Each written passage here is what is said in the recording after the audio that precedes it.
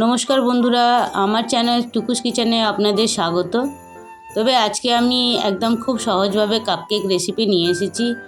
যদি বাড়িতে এইসব না থাকলেও কিন্তু কাপকেক সহজভাবেই বানাতে পারবেন। যার মধ্যে হলো, এর মধ্যে আমি কোনো রকমের বাটার ব্যবহার করিনি, দুধ নেই, ডিম নেই, দইও নেই।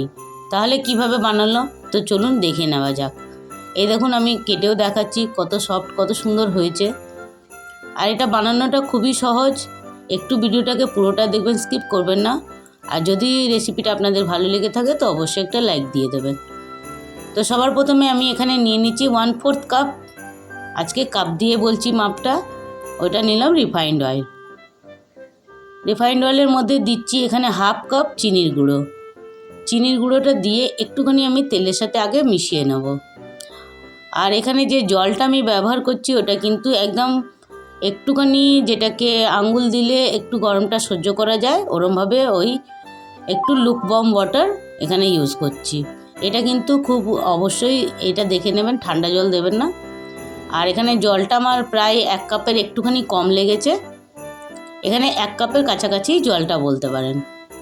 তারপরে তেল, জল আর চিনিটাকে দিয়ে একটুখানি ভালো করে বিট করে নিতে হবে, যাতে চিনিটা সুন্দরভাবে গলে যায়। তারপরে এখানে দিয়ে দিচ্ছি 1/2 চামচে ভ্যানিলা এসেন্স। এটা আপনারা যে কোনো ফ্লেভার করতে পারেন, তো ওর মধ্যে সেই ফ্লেভারের এসেন্সটা দিতে পারেন, তবে ভ্যানিলা করছি বলে ভ্যানিলাটা দিলাম। আর এখানে 1.5 কাপ নিয়েছি ময়দা। ময়দাটাকে ভালো করে ওই জলের উপরে চেলে নিয়েছি। চাইলে সাইড করেও চেলে নিতে পারেন, তবে আমার এটা পুরোপুরি মাপ করা আছে বলে চেলে নিয়েছি। ওই চালনির মধ্যে দিয়েছি 1 table spoon baking powder, 1/4 teaspoon দিয়েছি বেকিং সোডা, আর পিঞ্চ অফ সল্ট দিয়েছি, মানে চিমটি কেটে একটুখানি নুন দিয়ে চেলে নিয়েছি আবারও। তারপরে এটাকে একদম সুন্দর করে মিক্স করতে হবে। আর যদি মনে হবে একটু কম বেশি, তাহলে জল এখানে আরেকটু ব্যবহার করতে পারো। তবে একদম পুরোপুরি দেখো সুন্দর, আমার একটুখানি সামান্য লেগেছিল, এই পুরোপুরি বললাম 1 কাপ লেগেছে জলটা।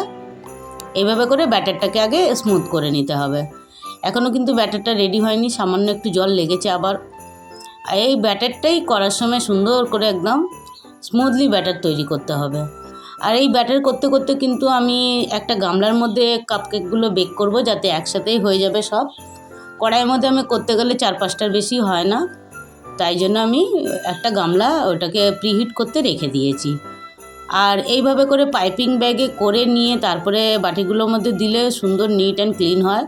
তাই জন্য আমি এটা পাইপিং ব্যাগের মধ্যে এটাকে ফিল করে নিয়েছি ব্যাটারটাকে। তারপরে এই সিলিকন মোল্ডের কাপ আছে, এটা আবারও ব্যবহার করা যায়, তাই জন্য আমি এটা ইউজ করি ঘরের জন্য। এইভাবে করে এটা ভরে নিলাম। কিন্তু আমার কাপকেক করলেই সবসময় ব্যাটার বেশি হয়ে যায়, আমার একটু আন্দাজটা গন্ডগোল হয়ে যায়।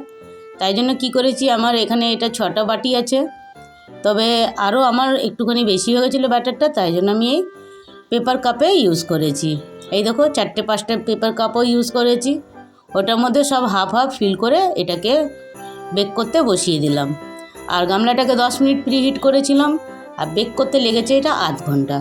পুরোপুরি 30 মিনিট পরে এটাতে একটা টুথপিক দিয়ে ওটা চেক করে নিলে যদি ক্লিন হয়ে বেরোলো, তার মানে আমার কেকগুলো রেডি হয়ে গেছে। ওটা আমার স্কিপ হয়ে গেছে, দেখানো হয়নি।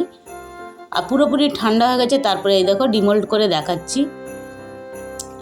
এটা একটুখানি আটকে গেছিলো, একটুখানি বার করতে অসুবিধা হচ্ছিলো, তবে একটুখানি ছুরির সাহায্যে দিয়ে এরমভাবে সাইড দিয়ে ক্লিন করে নিলে এই দেখো বেরিয়ে গেল।